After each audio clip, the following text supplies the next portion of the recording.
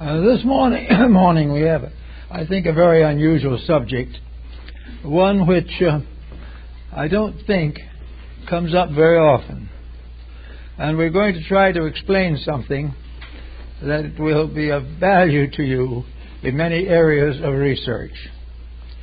We know in principle that creation is a pattern of vibrations, that everything is moving at certain different rates within one grand rate that includes them all.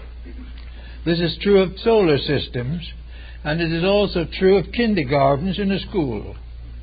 It is part of life of everything that it grows step by step through an octave of vibrations.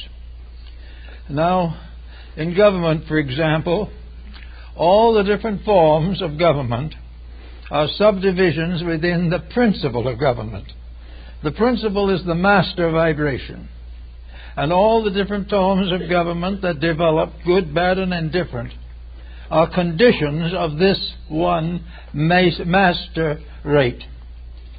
And this rate has both its positive and negative aspects.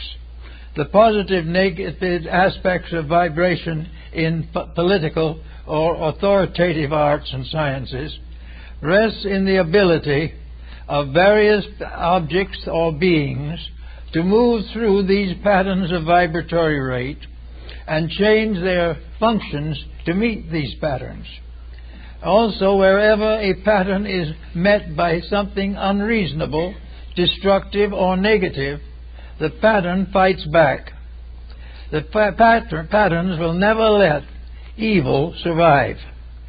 They will continue to negate that which is wrong and build up that which is right. Now, most of the patterns with which we are concerned have been functioning for hundreds of thousands, perhaps hundreds of millions of years. And they represent practically every phase of life. And they are constantly mutated and changed by the conditions of society. In the governmental system, of course, there will be the one theory of government. This theory of government then will develop into 10 types of government, which normally will be sequential, representing degrees of defense and protection. These different degrees may be monarchy, democracy, communism, or whatever it may be, but they are all minor divisions of one vibratory master note, the note of political authority, leadership, that which must be controlled, directed, and protected, comes under a master rate. And this will go on throughout all the passages of creation. It was going on long before our planet was discovered in space. It will continue long after our planet is gone. For wherever government is necessary, it is reborn. The one master pattern comes back until it is fulfilled. And when it is complete and fulfilled, it means its impulses have perfected in manifestation, and it ceases or transfers to a next higher level of vibratory rate. Now, in dealing with the problems of religion, which of course is our primary interest, we have to recognize that religion is one master rate of vibration. It has existed from time immemorial on many different levels, but religion as a principle represents the relationship between deity and its creations. Religion is deity being recognized through all the aspects of its manifestations. Therefore, we say that the deity itself is made manifest in its works, and its works in every case are rates of vibration. They are the degrees of energy and the specializations of energy that we find in connection with the theories of religion. We must therefore expect to find, and do find, 10 major divisions of the religious principle. We find this represented through the religions of the world, those that have come and those that have gone. For the religion is growing up growing old and dying just like any other entity. And when it dies only because it is completed, that there is nothing left that it can add. At that time, the development of humanity passes to another level, and a new power takes over. Whenever a power is complete, a cycle is complete. Wherever an individual, through his religious affiliations, passes from one level of religion to another, this is a time of growth. The religions of the world are a ladder, and the individuals, living things, climb the rungs of this ladder gradually until they have mastered the mysteries of the faith. When they have mastered the whole key to religious manifestation, then religion as such is no longer applicable to them. It is not longer applicable because there is no possible way in which they can infringe upon the integrities of life.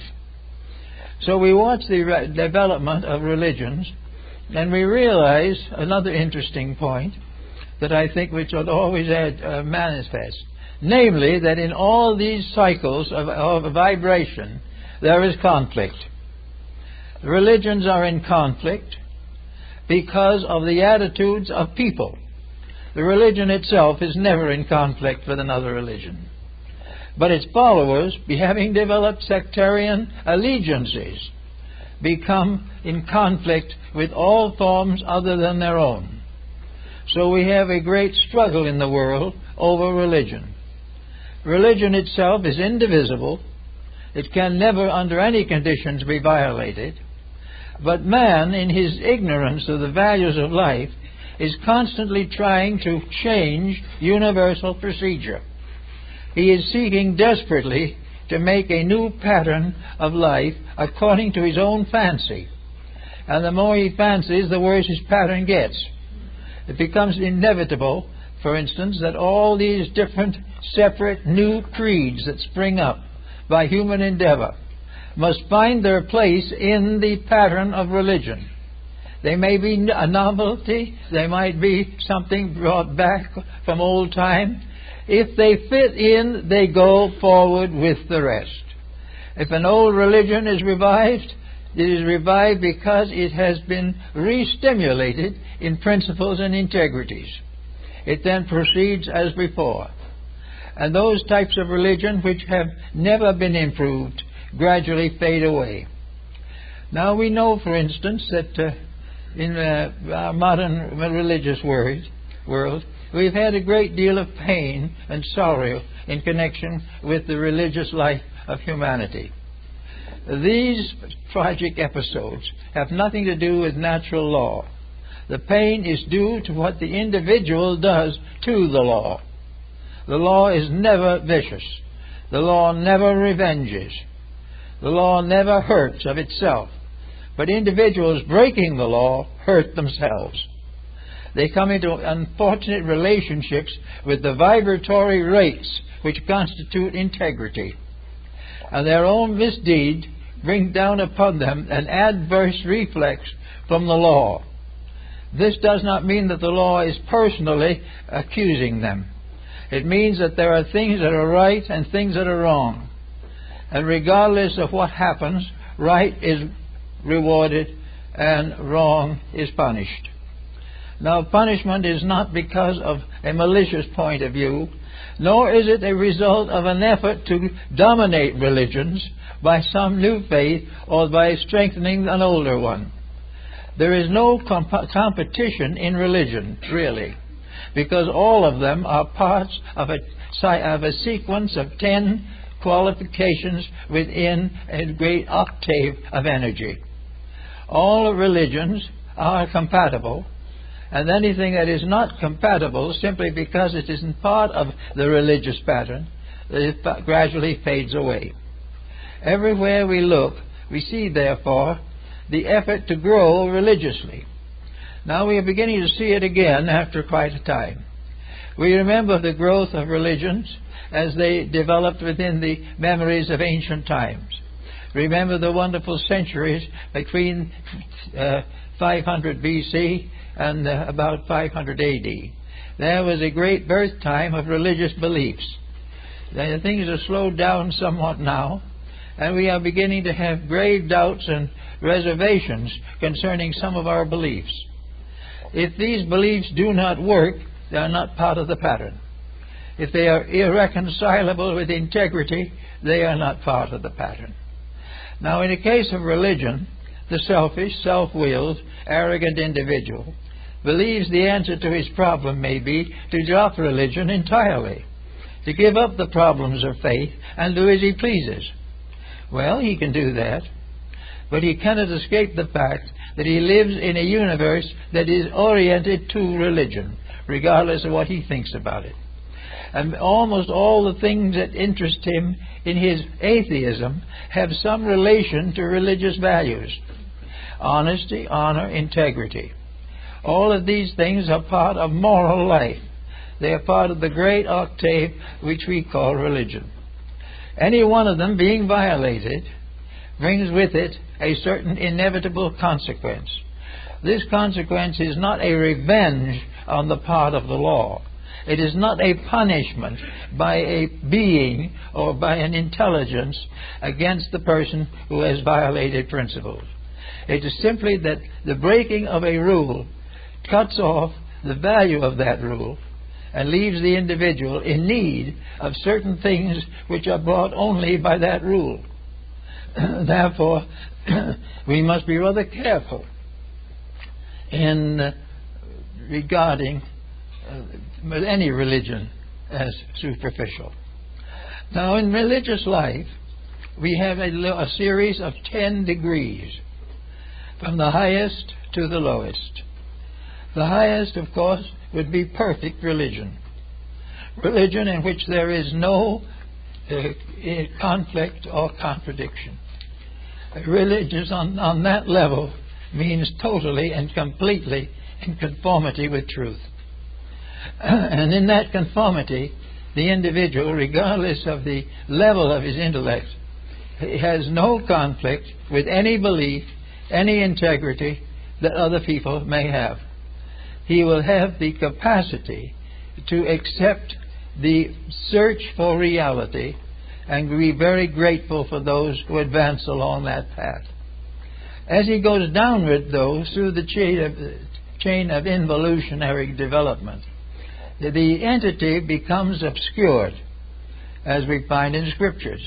And there are these wars in heaven and all these things. Now, there is never an actual war in heaven, because heaven cannot fight. The war is a conflict over what is heaven. The rulers of things. The ambitious ruler takes the attitude, possibly, that God should be on his side. If God doesn't appear to be on his side, it's a very serious shock. But it has to be. The truth is never on the side of error.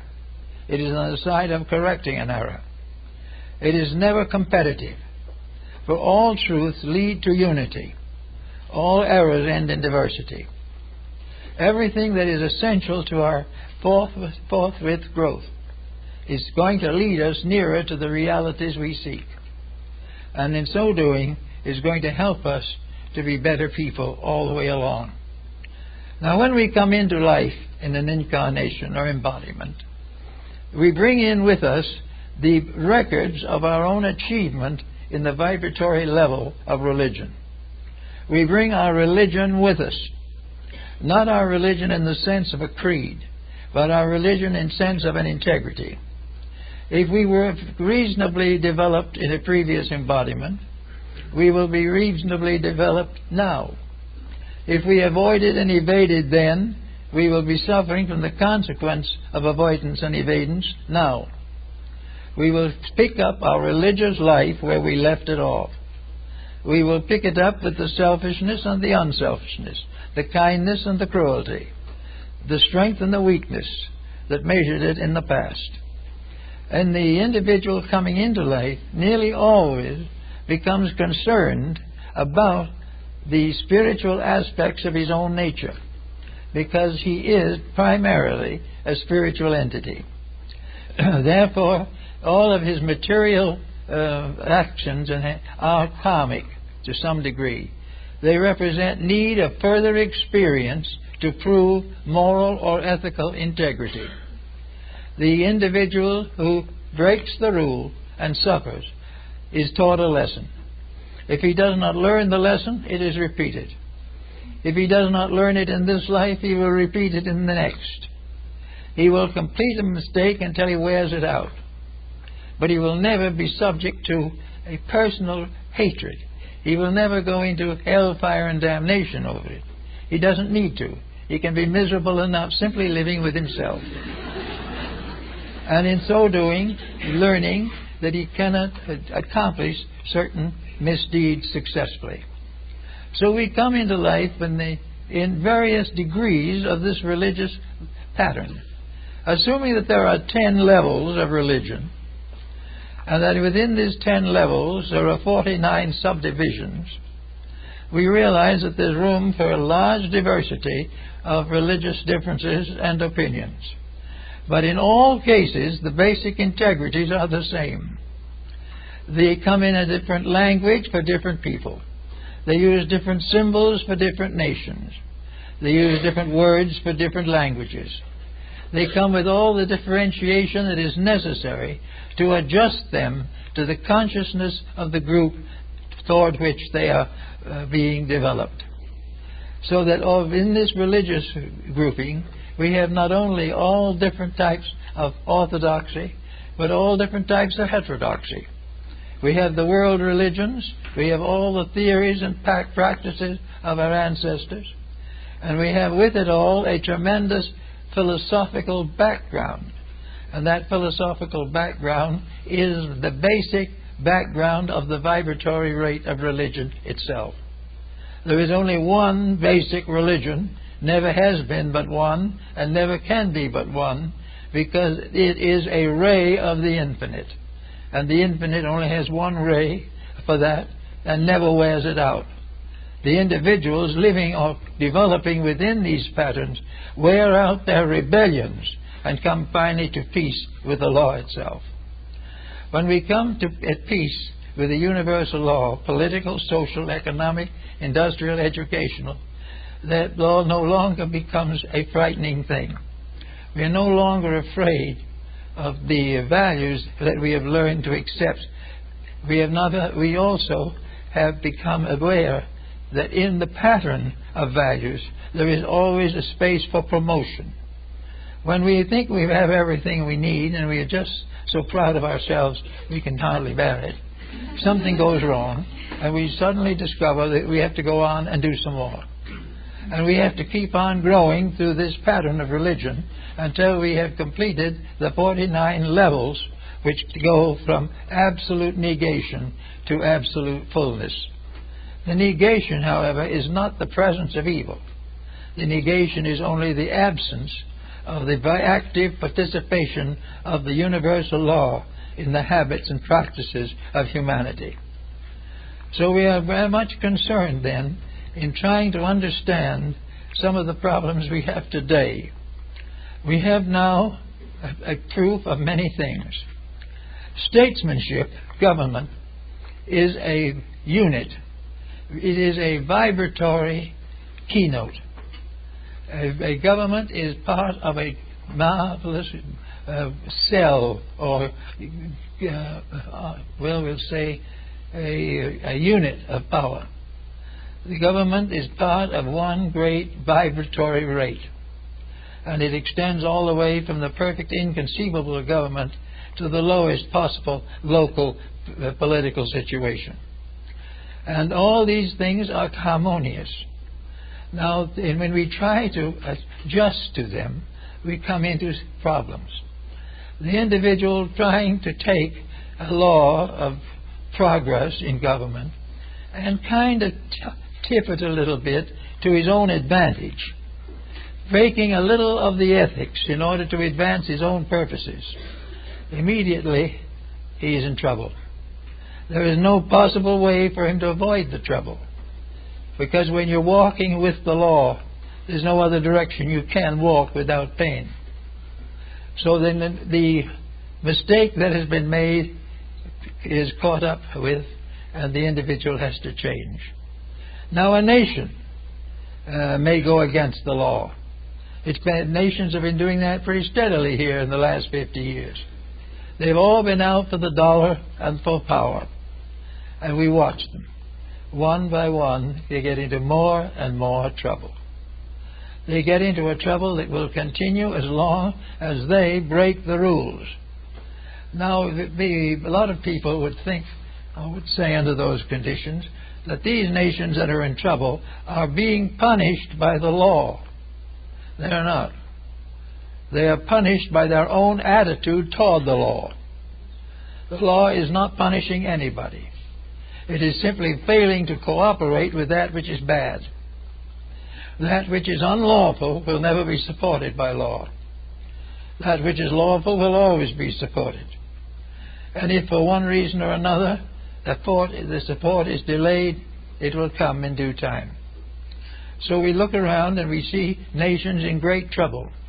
And our first thought is, of course, that some heavenly power, some mysterious dictator, some grand spirit beyond our reach is punishing us for our mistakes. The problem is not that way at all, because the instrument of punishment and fulfillment are all under our own skin. We have within ourselves a vibratory adjustment by means of internal mechanisms to every rate of vibration that can affect us from the outside.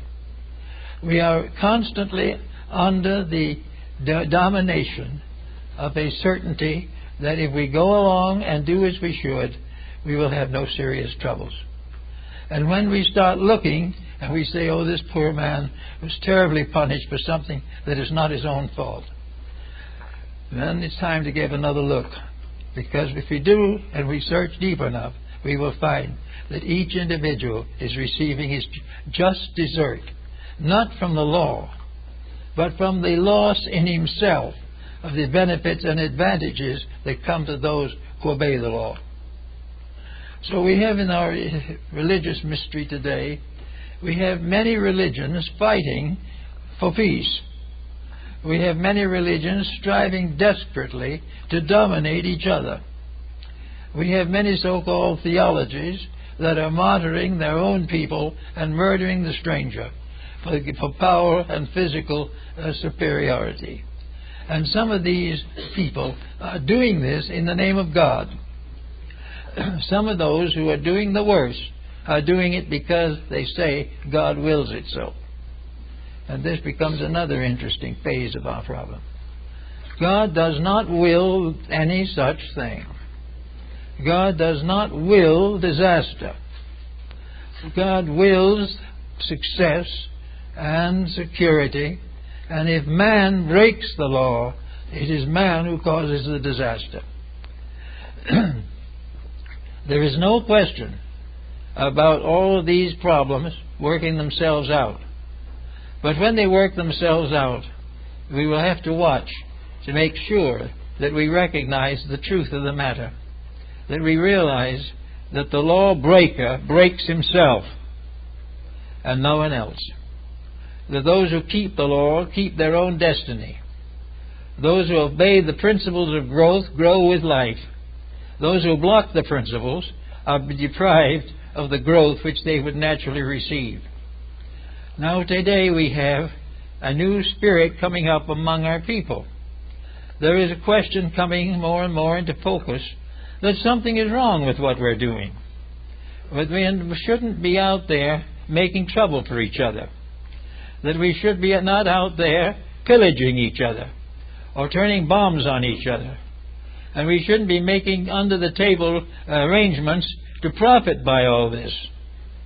When these things all add up and they show a trouble, there is no deity sitting up above with an earphone listening to it. There is no one sitting out below who's going to report it to him. And St. Peter is not going to get up and tell him. Not necessary.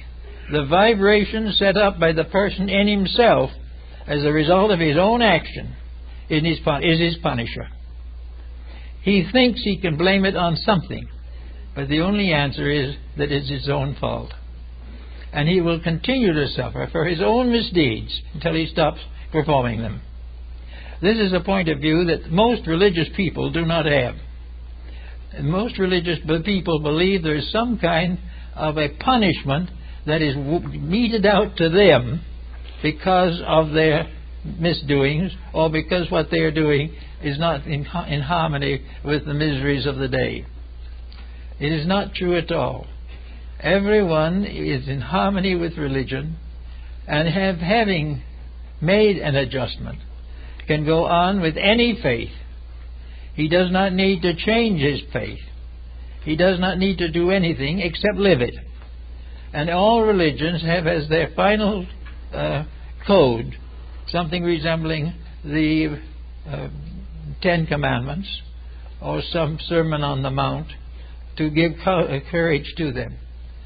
Almost all religions start by saying that the man must be just, that integrity is demanded by God. Well, it's not really demanded by God, but integrity is there. And those who keep it will be rewarded for keeping it. They will not be rewarded by a separate deity off somewhere.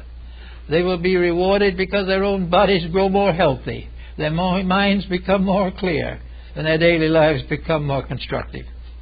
The reward that apparently comes from God comes from the simple performance of a right action.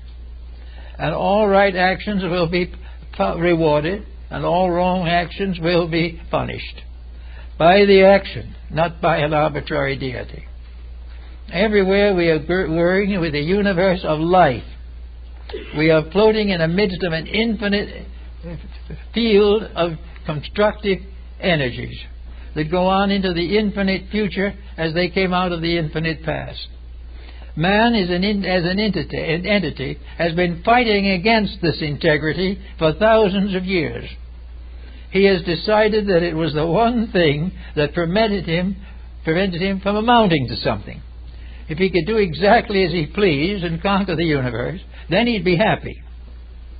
But it isn't going to happen. Because if he conquered the universe, he could only do it by destroying the universe. And in destroying the universe, he would have to destroy himself. There is no way in which the individual who is not interested in integrity can hope for security, peace, or happiness. Now, it's wonderful to think of it out in space, where planets and stars and galaxies move about an invisible axis, which will be there forever, perhaps. That all seems very wonderful. But when we come down to the personal life of individuals, where it comes down to the recognition that each human being is a magnetic field in himself. He is a vibratory creature, and his vibratory creature is the support of his physical body. And where he portrays the body, he damages the support. When he portrays or disobeys the support of the inner life, he is in trouble. He must therefore always bear in mind that he is an energy field, and that somewhere along the line his energies match in with almost all of the major energies of space. He has an authority factor in his own nature, by means of which he attempts to establish a family or create a business. He has a political factor to elect or be elected to public office. He has a creative factor which is going to help him to succeed in some personal field. He is going to be drawn to medicine, drawn to law, drawn to all the different phases by the integrities of his own energy field. His energy field, if it is protected and taken care of, will take care of him for his entire lifetime. But the moment he compromises that energy field will begin to fail him. Now that is what we have in politics today. We have too much corruption, and it is destroying the very purpose for which these laws were enforced. We are no longer thinking in terms of a just government. We are thinking in terms of profit and hoping to last until something falls on us. This is not a good philosophy, but it is coming. Now, there is no deity that is going to fight with us over it. If we want to do this, we will do it. But if we do what is wrong, there is no possible way, by any force we can conceive, to get away without misery. There is no way of winning the fight against truth. There is no way of being happy in a world that we are making miserable. And there is no way of being happy in a home that we are making miserable, or in the presence of children we are neglecting. Every time we break the rules, we destroy some of our own peace, some of our own integrity, and begin to burden ourselves with miseries which become difficult. Now, the planet itself is a magnetic field. And in the magnetic field of the planet, we have all the elements, all the animals, birds, flowers, everything you can think of that has gone to make up this Garden of Eden, which we were given as a reward for some previous growth. But we are not keeping the growth up very well. We are now finding that this garden is a great temptation. This garden is rich, and we might as well get rich off of it. Our garden is bountiful of good. We might as well make advantage of every part of it. We might as well destroy its environment. We might as well destroy its natural resources. Because the main problem is to get what we can as quick as we can get it. It isn't going to work that way. Not because there's a deity to say you can't do it. But the moment we begin to misuse resources, these resources of themselves turn on us. When we misuse the resource of environment, it slowly turns on us, destroying by punishing us as a result of our own misdeed. No person is required in this. No particular being must hand out the punishment. The moment we break the rule starts to break us. And if we do not bend our way, we have to find it back again through suffering. So we have now a new century coming up here in a few years. A century which many people are hoping is going to do some good. And at the same time, another lot of people are worried about the probability of getting what we are deserving. And that's a pretty sad prospect, because we are not deserving too much. We are not deserving rewards for being foolish, stupid, and dishonest. We are not becoming successful because we are exploiting the universe that we inhabit. This marvelous compound cell that we call the planet or the solar system. We are exploiting it. We are trying to discover ways of getting everything away from it for our own advantage. And as we gradually destroy the cell, we destroy ourselves with it. The older religions and philosophies of the world brought out a point that is perhaps still valid, and that is that the safest life for anyone here in this planet is the simple life. The good life is the life that is full of aspiration but not too much ambition. A life that is satisfied to live and let live. A life that is grateful when others do well. A life which helps those who get in trouble, even though they may deserve it. But even though we still have the vision and the heart to do something. And until we understand the whole principle better, charity is very important. So we are not really working until we find that we are not perpetuating problems. If we perpetuate them, we will have them. Now, how are we going to know whether we're perpetuating problems or not? Well, the only thing we need to know is whether what we're doing is working well or not. Is our educational system satisfactory? Are the young people getting the education we believe they need? Are the young people themselves satisfied that they're being given the instruction that is useful to them? Are we convinced in our own minds that we're doing the best we can, or whether we are consciously and intentionally compromising everything because it's a little too much work? Then we have another problem that comes out of the same thing.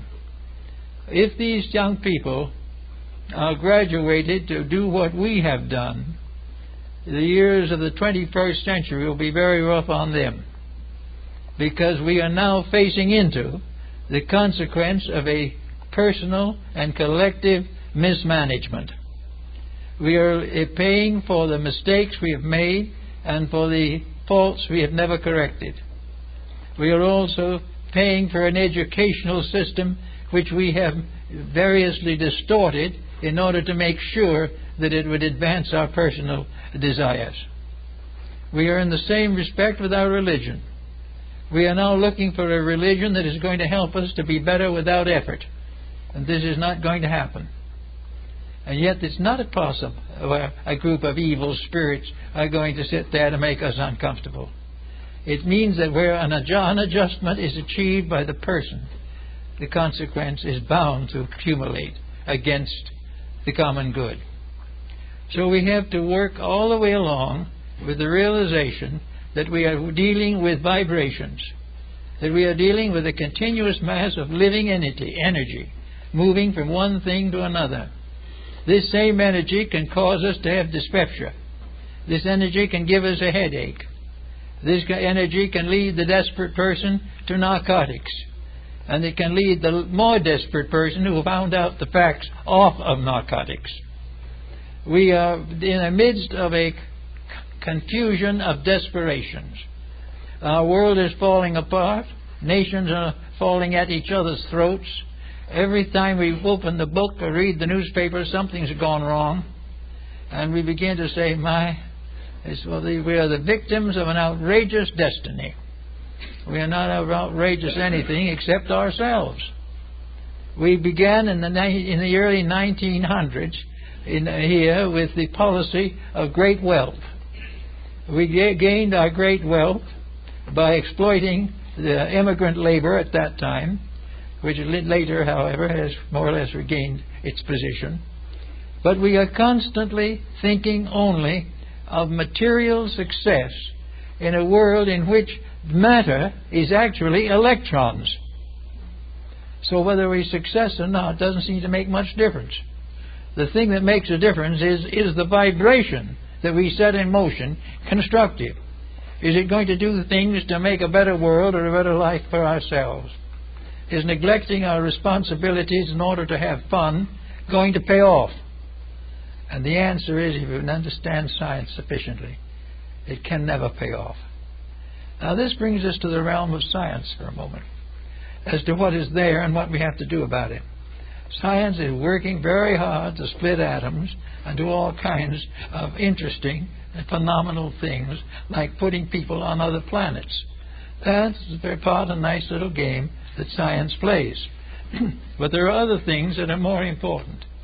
It's very important for science to realize that the very world in which he functions is a world of infinite energy, and that the only thing that is proper to knowledge is to find out what that energy wants. Because if it was wise enough to create us in the first place, it can probably tell somebody who listens where we're going in the second place. If we are able to use science to solve the mysteries of our own ignorance, it could be a very wonderful thing. If we could use science not to produce more and more contraptions to confuse us, but to straighten out our thinking so that we know that 2 and 2 makes 4 instead of 2 and 2 making great fortunes somewhere. We need to have a clear line by means of which science, discovering the vibratory pattern of life, assists all things to keep that pattern, to obey those laws, and to fulfill the destiny which those laws and those principles have intended. There is no doubt in the world that the universe wants to have a happy existence. It wants to fulfill itself. It wants to have the success that comes with achieving what is necessary for security and peace.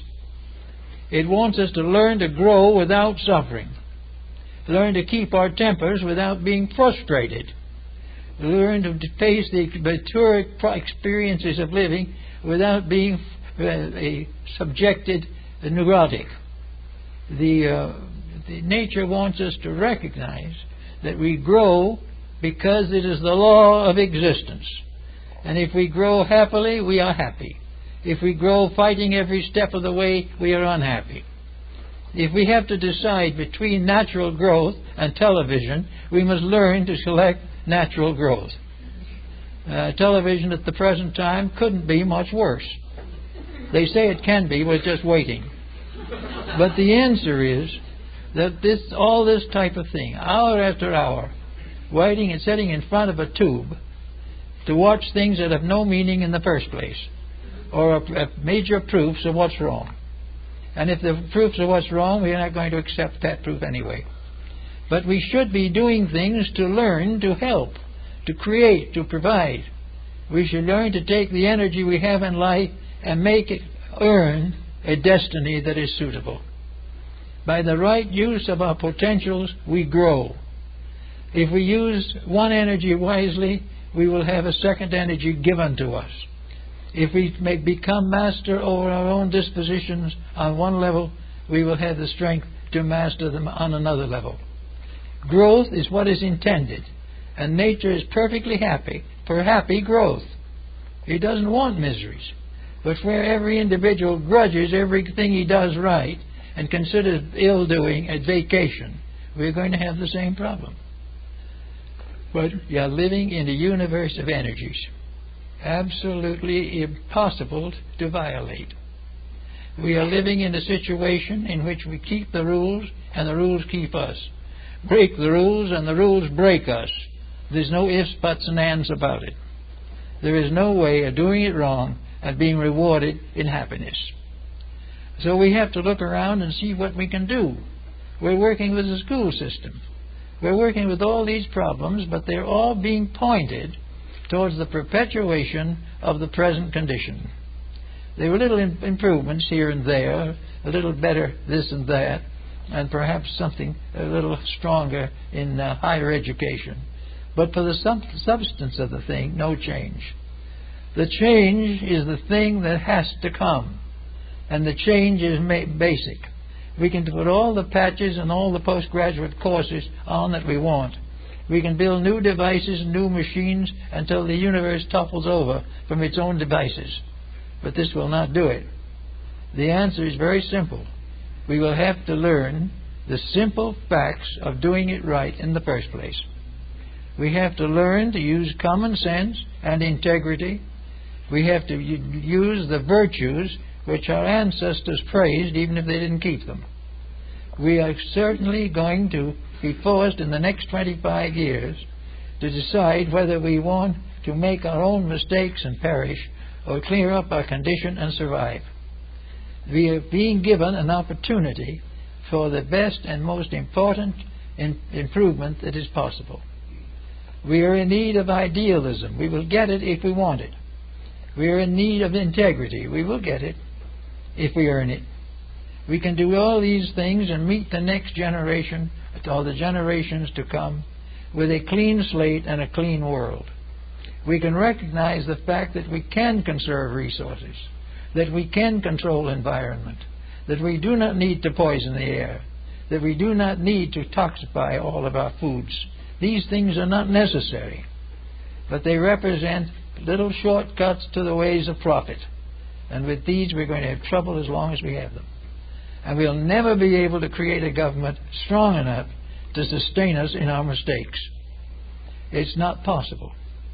And then when we realize that, then we'll stop making the mistakes and do it right in the first place. Now, in our little religious world that we are living in now, our own particular little world of hopes and ideals, we find a great interest coming up. A new world is breaking for integrity.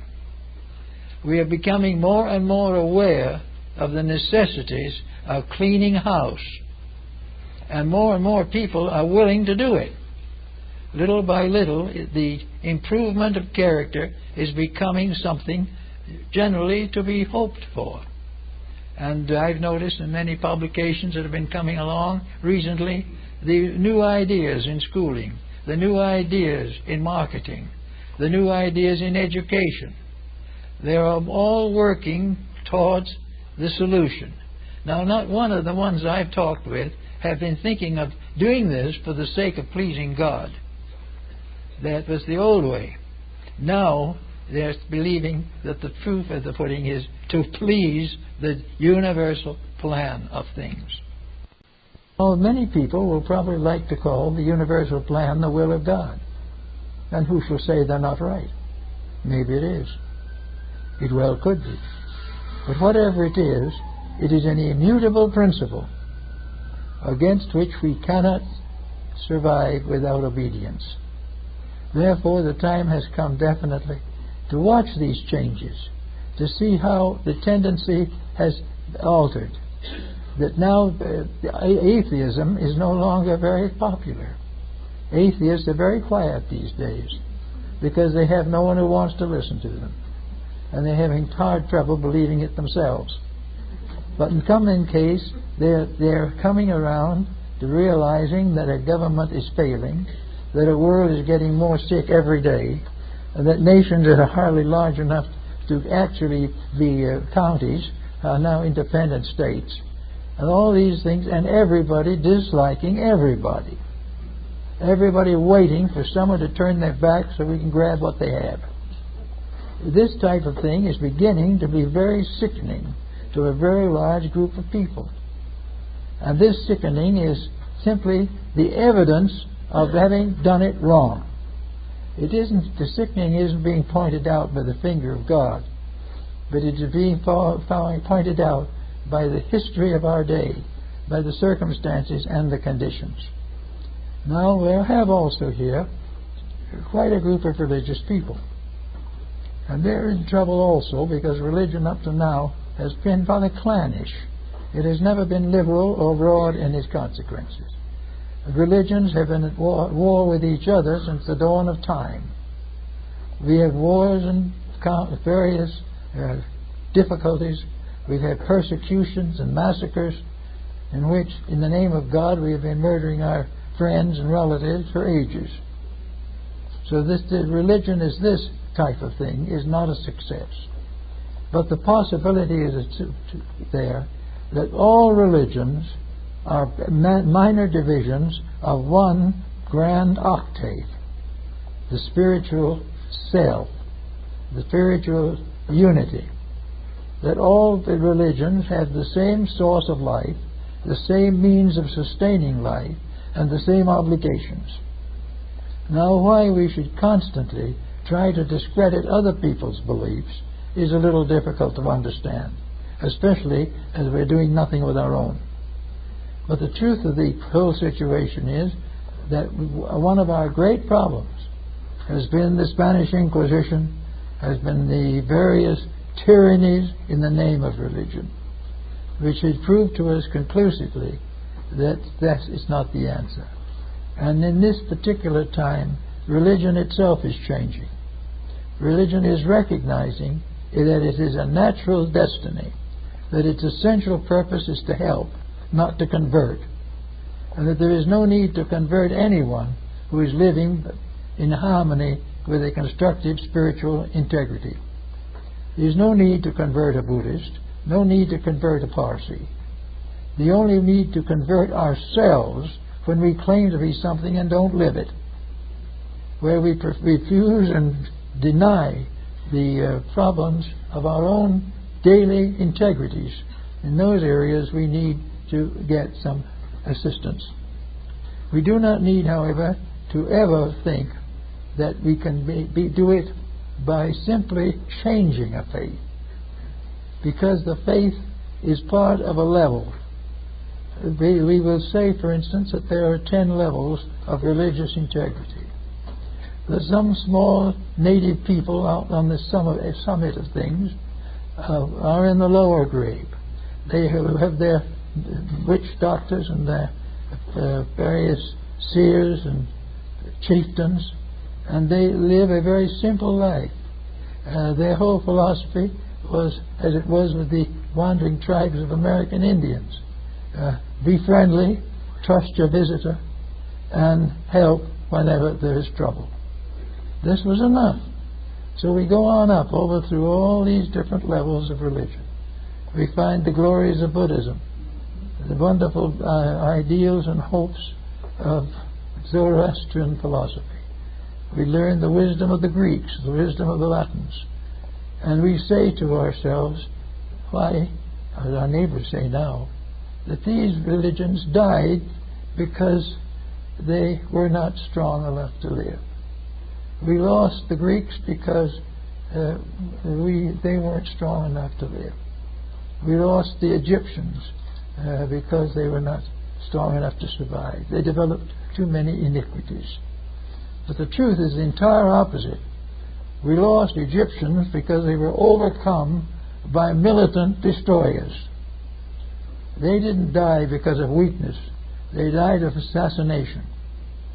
They died when the Greeks died, when the Romans came in, and the Roman Greeks died when the Muslims came in.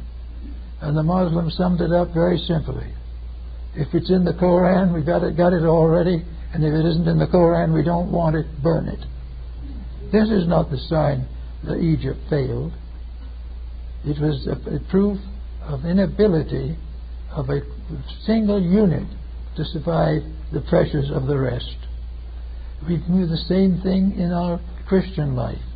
The wars of Christianity, the Crusades, one after another, the Child Crusades, in which thousands of infants went out and died in the desert. All these things are not because of God, are not because of evil beyond the guardians of Gog and Magog. These difficulties are due simply to the fact that we don't accept the fundamental fact that it is our business to clean this up, and it is not the business of heaven to receive our prayers and petitions, but to roll up our own sleeves and see that it doesn't happen again. And we have the same with wars all over. One group is down, it has to be democratic, and the other group is democratic and doesn't like the Democrats. Everything is different. Everything is confused. A man gets up and someone contradicts him before he says anything. And this is all presumed to be inevitable and nothing you can do about it. The fact it is not inevitable. And the real reason that nothing gets done about it is because people are not honorable, not honest, not fair, and not good-hearted. They are simply exploiting each other, and the exploitation ends in death. Not because a God or a devil is out there to do it. Because vibration destroys that which destroys it. When we put a bad vibration into a pattern, that pattern is gone. When we make a bad vibration in the human body, we sicken and die. When we become afflicted with a bad habit, drugs and things of that nature, the body sickens and dies. Wherever we abuse civilization, it sickens and dies. Everywhere it is the integrities that have to live. And if we have those, we have nothing else to worry about. The problem is not to find a solution or some hero to stand up and tell us what to do. The hero may make his own rewards in the world to come. But we have to make ours by doing it ourselves. And that is what we find is facing us in the 21st century. We've got to get something out there that's some good, something that is more than profit, something that is more than finding new ways of exploiting natural resources. We've got to find ways of ending war. And we've got to find ways of bringing people to the realization that we live in an honest universe, and the only way we can live in it well is be honest ourselves. The day of the corrupt leaderships of the past, which we can read in any encyclopedia or in any history, the leaderships of tyranny, the leaderships of corruption, the leaderships of mass murder. All of these things have brought us where we are because we deserve to be there. But it's perfectly possible to change it. There is nothing about evil that good cannot remedy. There is nothing about the problems of the moment that wisdom cannot solve, if that wisdom is intelligent and constructive. Now we want to set up great systems to fight this corruption. We want to have special ways of doing it and make a great ado about it all. It's not that difficult. We don't need new courses on all this. We simply need basic intelligence. We need to take the courses we already have and put soul back into them. Because what the whole educational system, the political system and the industrial system have lost their souls. They've lost their contact with the infinite good. And this infinite good is not necessarily a person. It is an energy, a principle, a vibration, something that has arisen in space long before our time. Where it came from we do not know, but we are affirmed and intend to consider that whatever it is a sovereign good, and we can call that sovereign God, and we will not be far from the truth. For the infinite principle of good is worshipped by philosophy under the symbolism of God. But God is the one thing that nothing can pervert, nothing can injure, nothing can corrupt. Therefore, to stay on that side of the fence is to stay with security to the end of time. The days of corruption are numbered because we haven't the resources to preserve them. And the time now is very near when we're going to have to live ethically if we want to survive. And we do want to survive, and we will survive. But we would like to do this rather pleasantly. We would like to survive rather cheerfully, so that our children and their children will have a pleasant world to live in. We would like to work in a way in which there won't be any more wars because there'll be no reason for them. We would like to have food for everyone instead of wasting it. We would like to have a better living conditions instead of using almost all of our resources for weaponry. Quiet, simple people, ordinary people, working quietly together can do what the giants have never been able to do. Give us a world worth living in. And as we do that, we climb up this stand of the vibrations, and we find that there's a vibration within our own bodies for each of these levels. Each of these levels reacts into us because we are all planets. We are all solar systems. Small ones, yes, but the same general principle. And we can make the same corrections in ourselves that result from a wise viewpoint in larger matters. We can become peace-loving in our own natures. We can forgive our enemies and we won't have them anymore. We can be unselfish, and we can get away from a competitive arrogance in which we try to outwit and out-wisdom everybody else. The problem is not to do these things at all, just to daily keep the rules. Keep the rules that created us. Keep the destiny which confronts us. Continue to go on to do what is right and what we know should be done until it is done correctly. That will give us the new start and a new foundation for a better life than we've ever known here. There is no reason why a people as intelligent as the modern world cannot reorganize itself to keep harmony with the rules of its own salvation. We know these rules exist. We see people falling under them and trying to crawl out again. We see all these things failing from lack of integrity. But it hasn't occurred to us to try to improve the integrity. What we have tried to do is to find new ways of bolstering up our corruptions. It can't be done. We might as well get used to the idea and set to work to use the truths we know and the principles that we are learning to understand to become useful and become a help to our own kind. The more we do that is right, the better the future will be, and we will come into the new century with hope and understanding. Thank you.